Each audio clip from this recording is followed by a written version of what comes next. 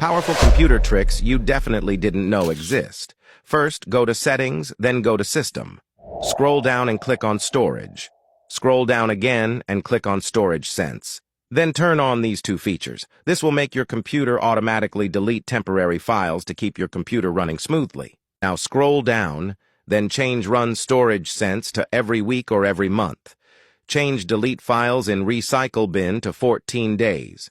And if you're the type that forgets about the files in the download folder, then you can change this to 14 or 30 days for your PC to delete those files for you.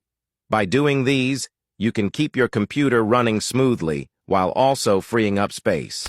On your keyboard, press the Window button plus R. Type in mdsched.exe. Click on OK. After that, click on Restart to check for problems. This will check your PC for any kind of memory problem, and it will repair them for you.